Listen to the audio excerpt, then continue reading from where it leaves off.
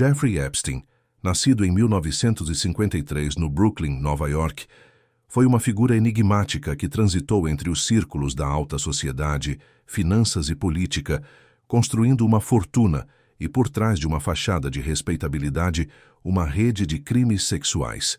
Sua trajetória, antes de ser o centro de um escândalo global, começou de forma aparentemente comum. Professor de matemática por um breve período na Dalton School, uma escola de elite em Manhattan, apesar de não possuir diploma universitário, Epstein logo migrou para o mundo das finanças. Nos anos 1980, ele trabalhou para a Bear Stearns, um banco de investimentos proeminente, onde rapidamente estabeleceu conexões valiosas e aprendeu os meandros do mercado financeiro. Foi nesse período que ele começou a cultivar um estilo de vida de luxo, adquirindo propriedades extravagantes, uma mansão de 7 andares no Upper East Side de Manhattan, um rancho no Novo México, uma propriedade em Palm Beach, Flórida, e até uma ilha particular nas Ilhas Virgens Americanas, conhecida como Little St. James, mas que ficaria infamemente conhecida como Ilha da Pedofilia. Esses bens não eram apenas símbolos de sua riqueza, mas se tornariam cenários-chave para suas atividades criminosas. A partir de 1988, Epstein fundou sua própria empresa de gestão de fortunas, a J. Epstein & Co., que supostamente administrava bilhões de dólares para clientes ultra-ricos, embora a natureza exata de suas transações financeiras e sua lista completa de clientes permanecesse obscura por anos. Ele era conhecido por sua reclusão e sigilo nos negócios, algo que mais tarde levantaria muitas suspeitas. O que se sabe hoje é que, paralelamente à construção de sua fortuna e influência, Epstein começou a recrutar e aliciar jovens, muitas delas menores de idade. A partir do final dos anos 1990 e início dos anos 2000, as propriedades de Epstein, especialmente a de Palm Beach, tornaram-se focos de festas e encontros onde as jovens eram expostas a abusos sistemáticos. O processo de aliciamento era cuidadosamente orquestrado. Mulheres mais velhas, incluindo Ghislaine Maxwell, que se tornaria sua cúmplice mais proeminente e sobre quem falaremos em detalhes mais adiante, e outras facilitadoras, abordavam as jovens em escolas, shoppings e outros locais públicos, oferecendo-lhes dinheiro, presentes e a promessa de uma vida glamourosa. As primeiras denúncias e investigações formais contra Epstein surgiram em meados dos anos 2000. Em 2005, a polícia de Palm Beach recebeu uma denúncia crucial. Uma mulher, a quem nos referiremos como Jane Doe, relatou que sua enteada de 14 anos foi levada para a mansão de Epstein e paga para despir-se e massageá-lo. Esta denúncia, embora não fosse a primeira indireta, já em 1996, Maria Farmer havia alertado as autoridades sobre Epstein roubar fotos nuas de suas irmãs menores, mas sem sucesso. Acendeu o primeiro grande sinal de alerta para as autoridades. Começava, assim, a complexa saga judicial que exporia a face mais sombria de Jeffrey Epstein, embora a plena extensão de seus crimes e a falha do sistema de justiça em contê-lo só viessem à tona muito mais tarde. A denúncia de 2005, que detalhava o aliciamento e abuso de uma adolescente na mansão de Palm Beach, desencadeou uma investigação mais séria. Em 2006, o FBI finalmente começou a investigar Jeffrey Epstein, após receber relatórios consistentes de que ele estava pagando garotas menores de idade por sexo em sua casa na Flórida. A investigação federal parecia promissora, e em 2007, promotores federais prepararam um rascunho de indiciamento. Este indiciamento propunha 32 acusações contra Epstein e 2 de seus funcionários, relacionados ao aliciamento de menores e tráfico sexual. A gravidade das acusações era inegável e a expectativa era de um julgamento que expusesse seus crimes e garantisse a justiça para as vítimas. No entanto, o que se seguiu foi uma das decisões mais controversas e criticadas na história jurídica recente dos Estados Unidos, o Acordo de Não Processamento, Non-Prosecution Agreement, NPA, de 2007. Em vez de enfrentar um júri federal por múltiplas e graves acusações, Epstein conseguiu um acordo secreto, negociado pelo então procurador dos Ephemerais para o Distrito Sul da Flórida, Alexander Acosta. O acordo permitiu que Epstein evitasse o processo federal, o que significava que ele não seria acusado de crimes federais, que geralmente acarretam sentenças mais longas e investigações mais aprofundadas. Em vez disso, Epstein se declarou culpado de apenas 2 acusações estaduais: solicitação de prostituição de alguém com menos de 18 anos e aliciamento de uma menor para prostituição. A sentença foi de 18 meses de prisão, mas com uma particularidade chocante. Ele foi autorizado a sair da prisão 6 dias por semana, por até 12 horas diárias, para trabalhar em seu escritório, sob um programa de liberdade de trabalho. Na prática, Epstein passava grande parte do tempo livre e com poucos ou nenhum tipo de fiscalização significativa, em um regime que muitos chamaram de acordo doce. Das 18 meses, ele cumpriu apenas 13. Os termos do acordo foram mantidos em segredo das vítimas por um longo tempo, e elas não foram consultadas, nem informadas sobre a negociação, o que é uma violação flagrante da Lei de Direitos das Vítimas de Crimes. Quando os detalhes vieram à tona, causou indignação generalizada, especialmente entre as vítimas e defensores dos direitos humanos. Virginia Roberts Giuffre, uma das principais acusadoras de Epstein, foi uma das vozes mais proeminentes a criticar o acordo, alegando que ele e seus advogados usaram sua influência e riqueza para escapar de uma punição justa. Este acordo de 2007 efetivamente blindou Epstein de uma responsabilização mais severa por mais de uma década, permitindo que ele continuasse a viver uma vida de luxo e, como mais tarde seria revelado, a potencialmente continuar com seus crimes.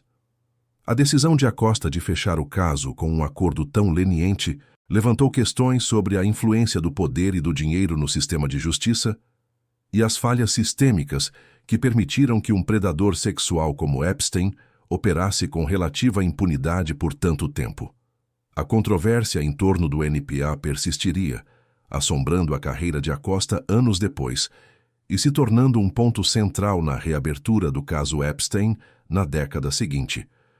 Com o acordo de não processamento de 2007, Jeffrey Epstein parecia ter garantido sua liberdade e a continuidade de suas atividades, apesar de uma breve passagem pela prisão estadual da Flórida.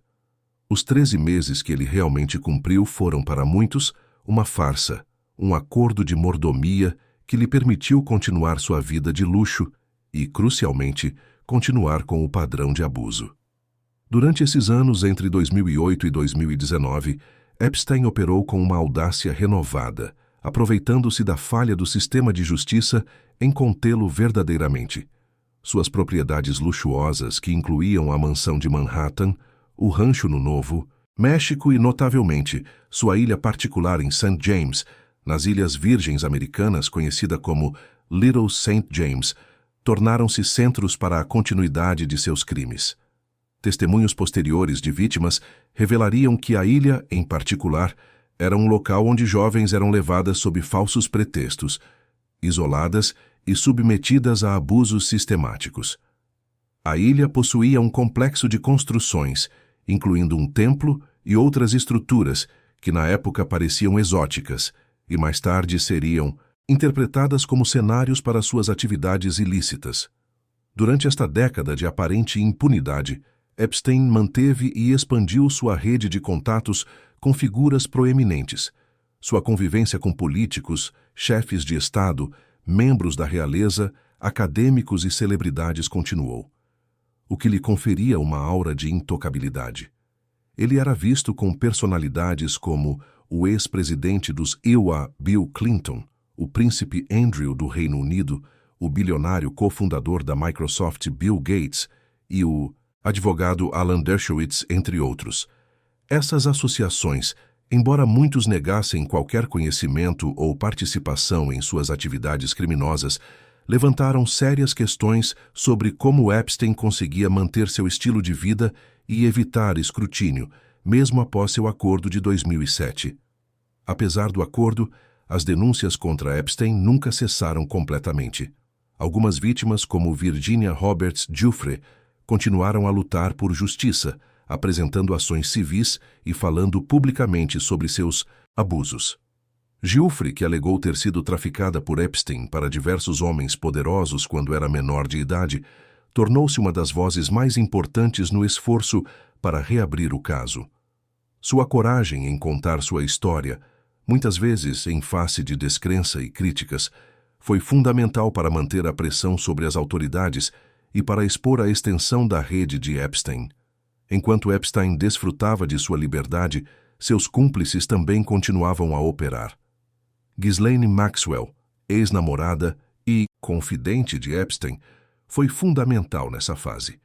Ela desempenhou um papel ativo no recrutamento de jovens e na facilitação dos abusos, agindo como sua procuradora e facilitadora principal.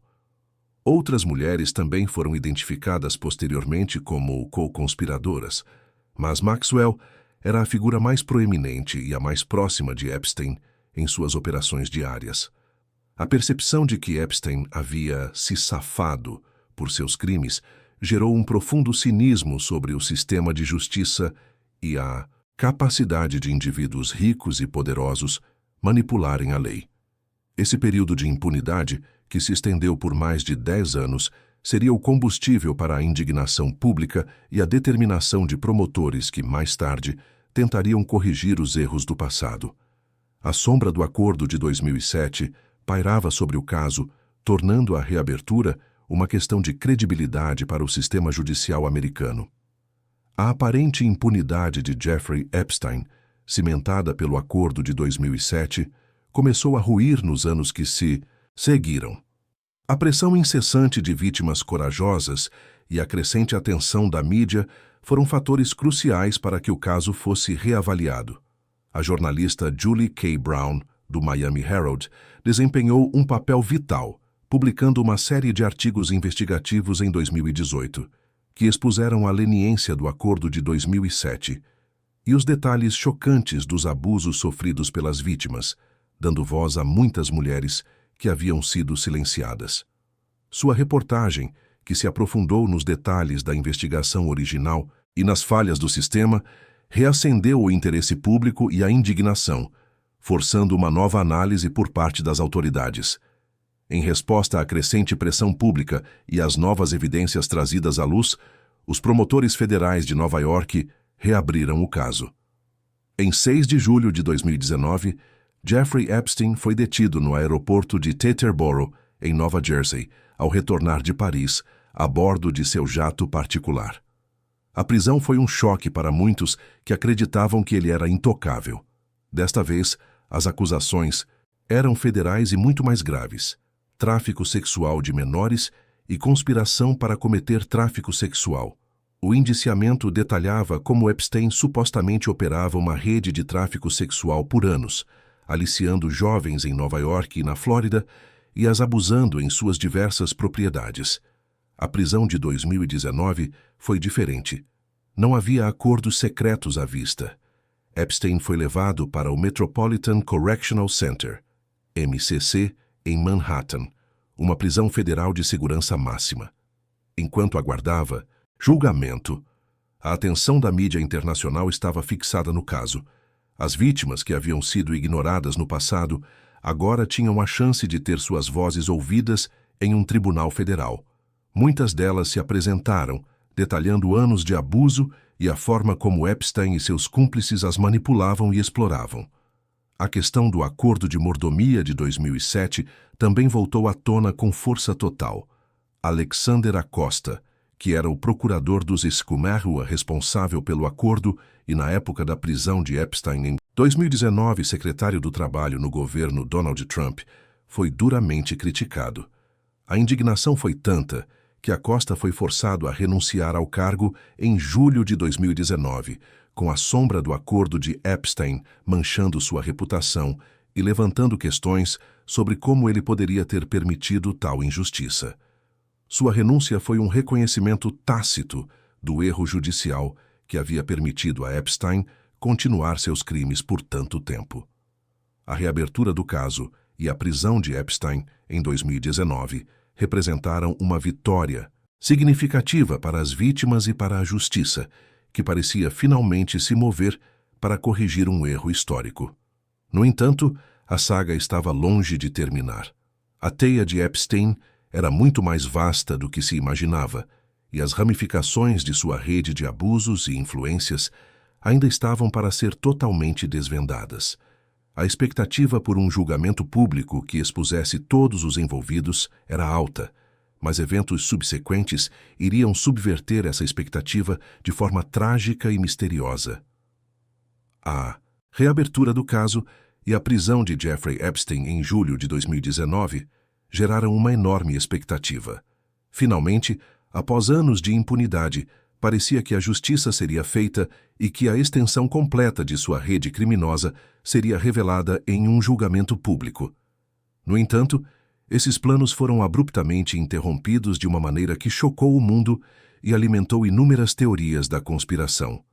Em 10 de agosto de 2019, apenas um mês após sua prisão, e enquanto aguardava o julgamento sob as novas e mais graves acusações federais de tráfico sexual de menores e conspiração, Jeffrey Epstein foi encontrado morto em sua cela no Metropolitan Correctional Center, MCC, em Manhattan. A causa oficial da morte foi declarada como suicídio por enforcamento. A notícia da morte de Epstein gerou um tsunami de ceticismo e indignação. Como um prisioneiro de alto perfil, enfrentando acusações tão graves e com suposto conhecimento que poderia implicar figuras poderosas, poderia ter cometido suicídio em uma instalação de segurança máxima? As circunstâncias da morte eram, para dizer o mínimo, altamente questionáveis.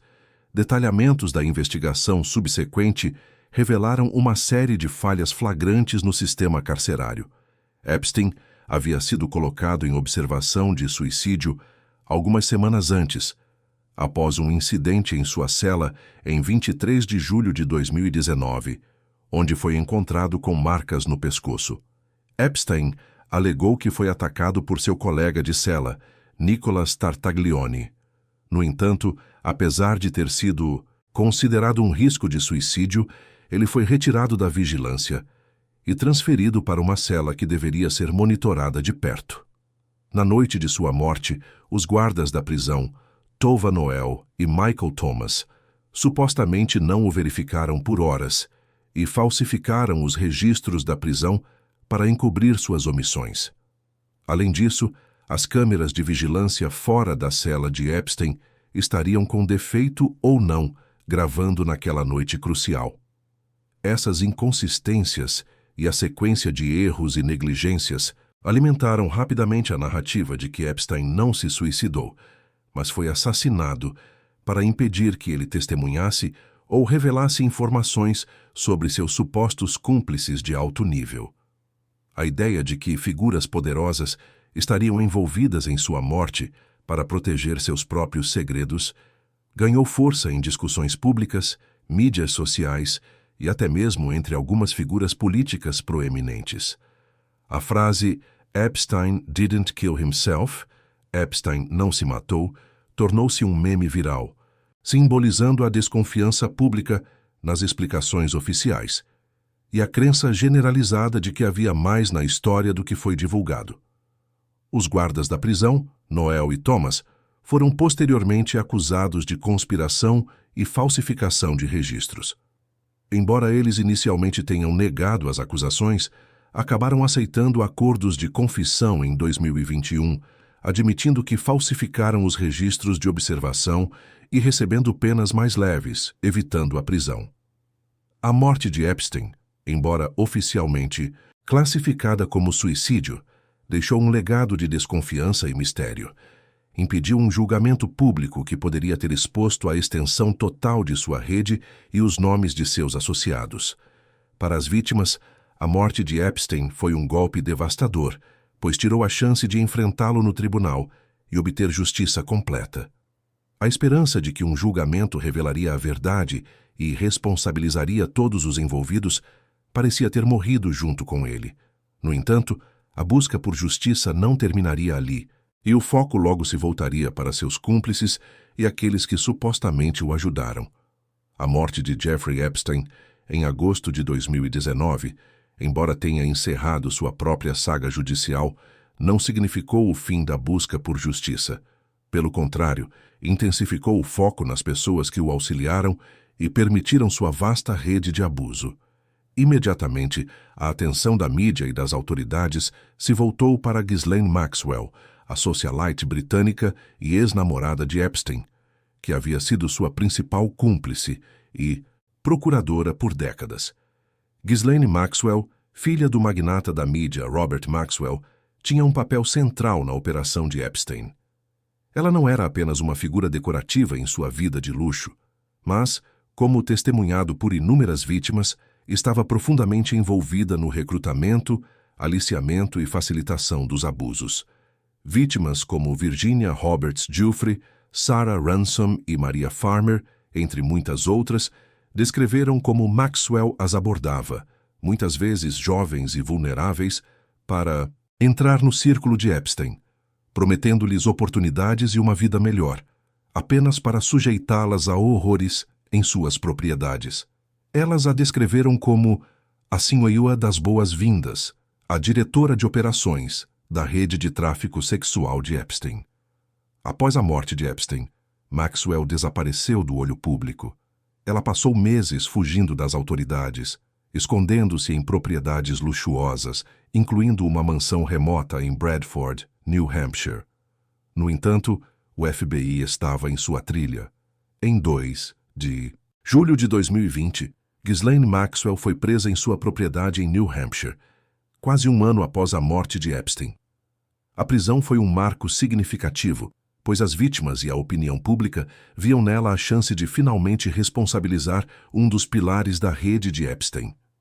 Ela foi acusada de conspiração para cometer tráfico sexual de menores e de tráfico sexual de menores, com foco nos abusos ocorridos entre 1994 e 2004. Durante sua prisão preventiva, Maxwell tentou diversas vezes ser libertada, sob fiança, oferecendo milhões de dólares e prometendo renunciar à sua cidadania britânica e francesa para permanecer nos Estados Unidos. No entanto, o tribunal recusou repetidamente seus pedidos, considerando-a um risco significativo de fuga, dadas suas conexões internacionais e recursos financeiros substanciais. O julgamento de Ghislaine Maxwell começou em novembro de 2021, no Tribunal Distrital dos Issaquah, em Manhattan. O processo foi amplamente coberto pela mídia internacional, com 4 vítimas, a quem os promotores referiram como Jane, Carolyn, Annie e Kate, prestando depoimentos angustiantes sobre os abusos que sofreram. Elas descreveram em detalhes gráficos como Maxwell as aliciou, preparou e, em alguns casos, participou dos abusos sexuais facilitados para Epstein. Os promotores apresentaram evidências esmagadoras, incluindo voos de jatos particulares, livros de endereço com detalhes de contato e testemunhos corroborados. Após semanas de depoimentos e deliberações, em 29 de dezembro de 2021, Ghislaine Maxwell foi considerada culpada de 5 das 6 acusações, incluindo a mais grave, conspiração para cometer tráfico sexual de menores. Sua condenação foi uma vitória monumental para as vítimas e para o sistema de justiça, que finalmente conseguiu responsabilizar uma das principais figuras por trás dos crimes de Epstein. A sentença de Maxwell, proferida em 28 de junho de 2022, foi de 20 anos de prisão, seguida de 5 anos de liberdade supervisionada. A juíza Alison Nathan enfatizou a gravidade de seus crimes e o papel devastador que ela desempenhou na vida de inúmeras jovens. A condenação e a prisão de Maxwell trouxeram algum senso de encerramento para muitas vítimas, mas também abriram novas perguntas sobre outros possíveis cúmplices e beneficiários da rede de Epstein que ainda não haviam sido levados à justiça.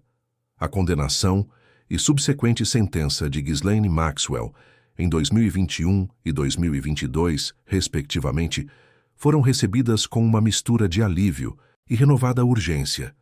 Para as vítimas, a justiça para Maxwell foi uma validação de suas experiências e um passo crucial para o encerramento, mas também ressaltou a dor contínua e a necessidade de responsabilização para todos os envolvidos.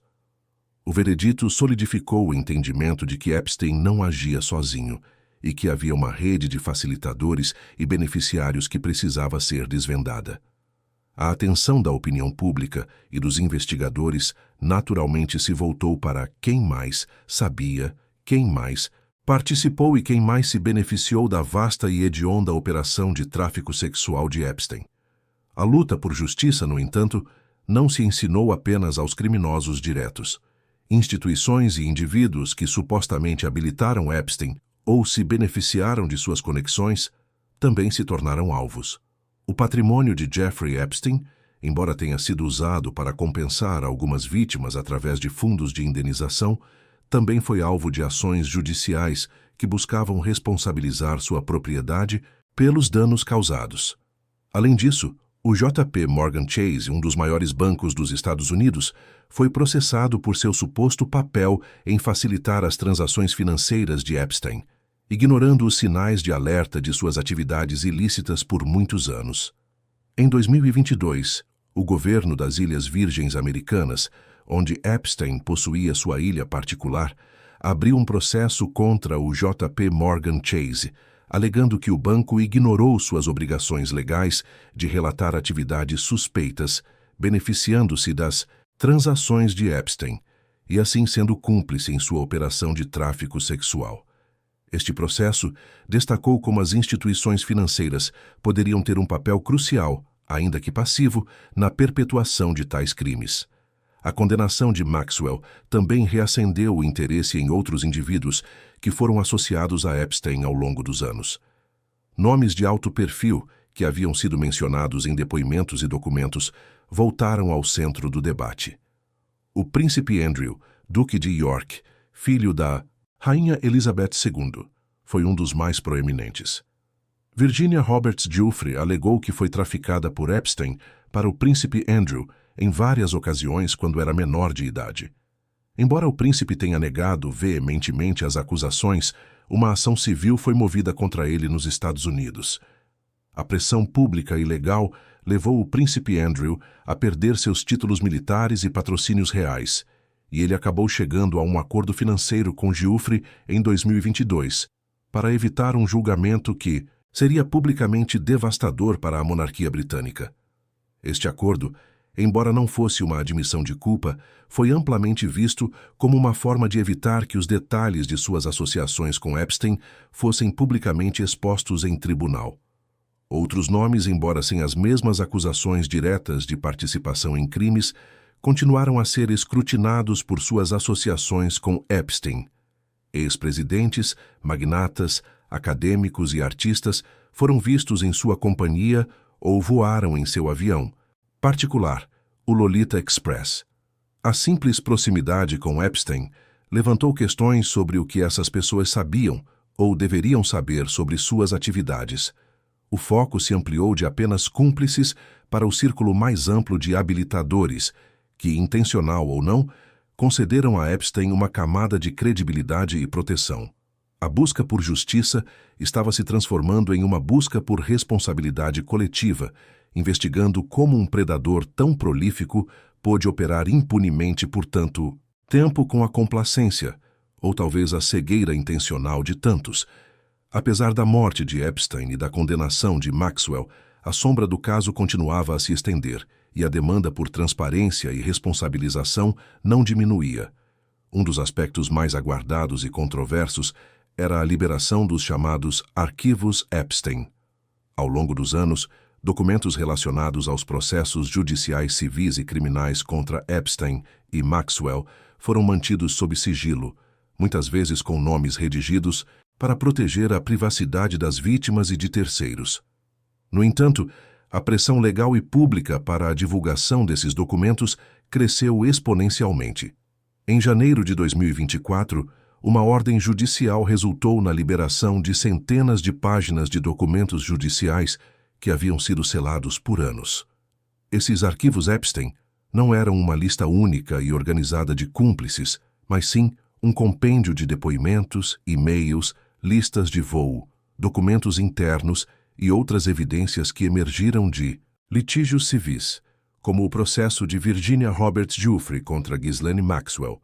A divulgação massiva desses documentos causou uma nova onda de escândalo e especulação global. Os documentos continham nomes de pessoas que foram mencionadas nos depoimentos das vítimas, nos registros de voos do jato particular de Epstein ou em outras comunicações. É crucial entender que a mera menção nesses documentos não implica automaticamente em envolvimento em atividades criminosas.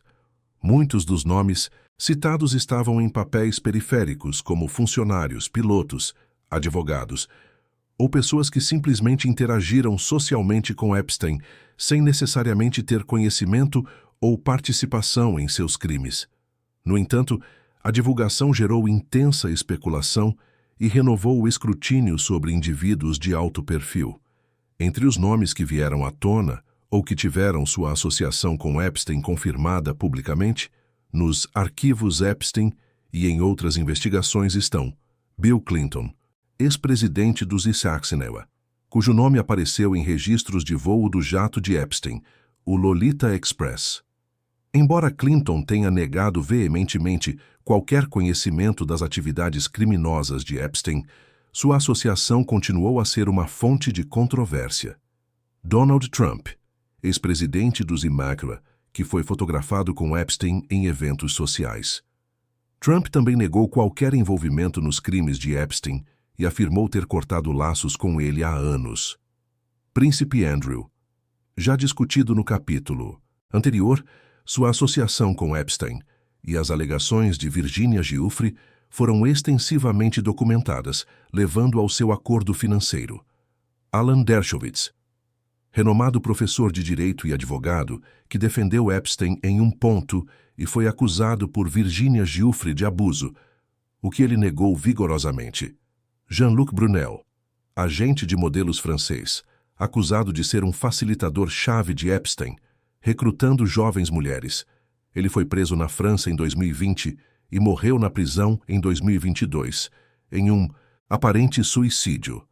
Les Wexner, bilionário e fundador da L Brands, empresa controladora da Victoria's Secret, que teve uma longa relação comercial com Epstein, concedendo-lhe procuração sobre sua fortuna e finanças.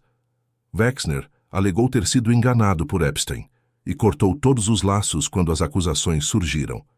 Steven Hoffenberg, ex-associado de negócios de Epstein, que também esteve envolvido em fraudes financeiras e forneceu informações sobre Epstein às autoridades.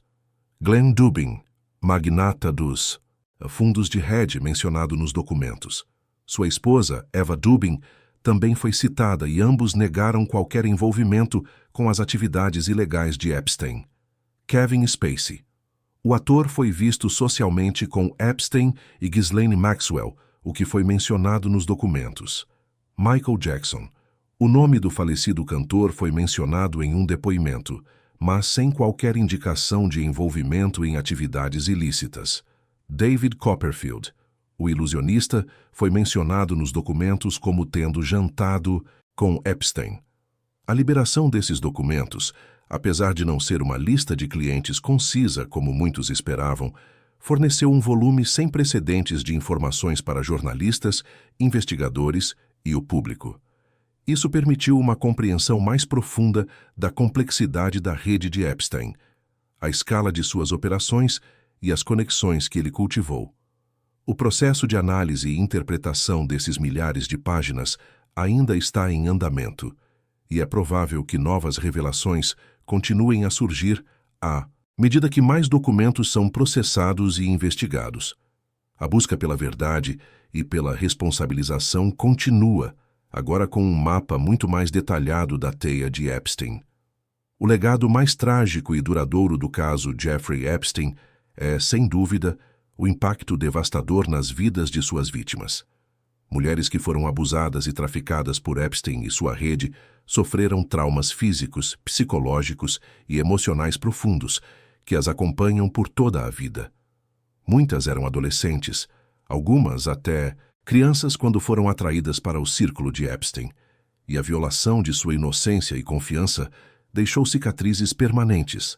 A luta das vítimas por justiça foi uma jornada árdua e muitas vezes solitária. Desde as primeiras denúncias até a condenação de Ghislaine Maxwell e a liberação dos arquivos Epstein, elas enfrentaram descrença, estigmatização e, em muitos casos, a sensação de que o sistema de justiça as havia falhado.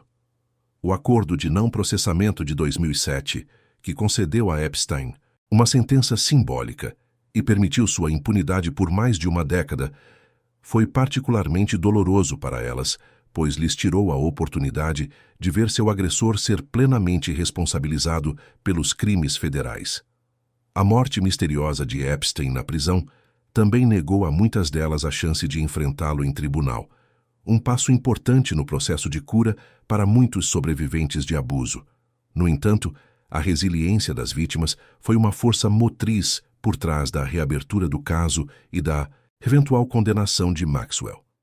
Mulheres como Virginia Roberts Giuffre, Maria Farmer, Sarah Ransom e muitas outras que se mantiveram anônimas falaram publicamente, participaram de investigações e moveram ações judiciais, arriscando suas reputações e submetendo-se a um escrutínio intenso.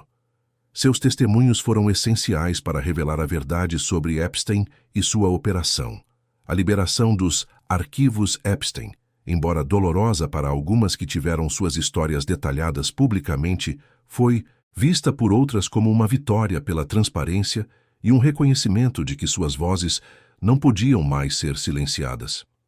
A luta por reparação tem assumido várias formas. Além da responsabilização criminal de Ghislaine Maxwell, as vítimas buscaram compensação financeira para ajudar a cobrir custos de terapia, tratamento médico e o impacto financeiro de suas experiências traumáticas. O patrimônio de Jeffrey Epstein foi utilizado para criar um fundo de indenização para as vítimas, que desembolsou milhões de dólares em pagamentos. No entanto, o dinheiro por si só nunca pode apagar o trauma, mas pode oferecer algum suporte e reconhecimento do dano causado. Além disso, foram movidas ações civis contra indivíduos e instituições que de alguma forma facilitaram ou se beneficiaram das atividades de Epstein. O processo contra o JP Morgan Chase, que culminou em um acordo de os 75 milhões de dólares com as vítimas de Epstein e um acordo de os 190 milhões de dólares com o governo das Ilhas Virgens Americanas, foi um marco importante. Este caso enviou uma mensagem clara de que não apenas os agressores diretos seriam responsabilizados, mas também aqueles que, por ação ou omissão, permitiram que tais crimes ocorressem. Outros bancos e entidades também enfrentaram escrutínio e ações judiciais semelhantes. A luta por reparação também se estende à mudança sistêmica. O caso Epstein expôs as falhas na proteção de menores, a capacidade de indivíduos ricos e poderosos de manipular o sistema de justiça e a necessidade de maior vigilância sobre as instituições que podem inadvertidamente ou intencionalmente apoiar o tráfico humano e o abuso sexual. Ativistas e defensores têm usado o caso como um catalisador para exigir reformas legislativas, maior treinamento para as autoridades e um compromisso renovado com a proteção de crianças e adolescentes. Embora o capítulo final do caso Jeffrey Epstein ainda não tenha sido escrito, o impacto nas vítimas serve como um lembrete sombrio da importância da vigilância, da coragem de falar e da necessidade contínua de buscar justiça para aqueles que foram explorados e abusados. As suas vozes, que por tanto tempo foram ignoradas, são agora o centro da narrativa, e o seu sofrimento é um testemunho da urgência de desmantelar redes de abuso e garantir que a impunidade não prevaleça. O caso Jeffrey Epstein, em sua totalidade, representa muito mais do que a história de um único predador sexual. É um espelho sombrio que reflete as falhas sistêmicas, a vulnerabilidade das vítimas e o poder corrosivo da riqueza e influência. As lições aprendidas com este escândalo são profundas e reverberam em diversas esferas da sociedade, moldando a forma como as autoridades, as instituições e o público encaram crimes sexuais e o tráfico humano. A primeira e mais contundente lição é a da persistência das vítimas. Sem a coragem de mulheres como Virginia Roberts Giuffre, Maria Farmer e muitas outras que quebraram o silêncio e lutaram, Incansavelmente por justiça, o caso Epstein poderia ter permanecido enterrado sob o peso da impunidade de 2007. Suas vozes, muitas vezes desacreditadas, ridicularizadas e ameaçadas, foram o motor para a reabertura da investigação, a prisão de Epstein e a subsequente condenação de Ghislaine Maxwell. Este aspecto do caso serve como um poderoso lembrete da importância de apoiar os sobreviventes de abuso e de criar ambientes onde eles se sintam seguros para denunciar. Em segundo lugar, o caso expôs as falhas alarmantes dentro do próprio sistema de justiça criminal. O acordo de não processamento de 2007, negociado em segredo e sem o conhecimento das vítimas, foi uma grave injustiça que permitiu a Epstein continuar seus crimes por mais de uma década. Isso gerou um escrutínio intenso sobre a ética de tais acordos, a necessidade de maior transparência e a garantia de que os direitos das vítimas sejam priorizados.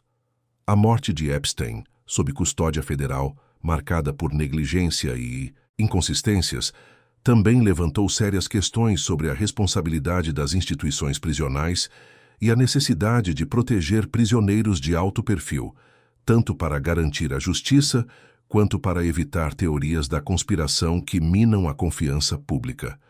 A terceira lição diz respeito ao papel dos habilitadores e da rede de cumplicidade que permitiu a Epstein operar. Não se trata apenas dos cúmplices diretos, como Ghislaine Maxwell e outros recrutadores, mas também das pessoas ricas e influentes que se associaram a ele, frequentaram suas propriedades ou voaram em seu avião, conferindo-lhe uma aura de respeitabilidade. O caso mostrou como a riqueza pode ser usada para blindar criminosos e como as conexões sociais podem servir como uma forma de proteção contra o escrutínio. Ações judiciais contra instituições financeiras, como o JP Morgan Chase, por ignorarem os sinais de alerta de atividades suspeitas de Epstein, reforçaram a ideia de que a responsabilidade se estende além dos perpetradores diretos, atingindo aqueles que facilitam indiretamente tais crimes.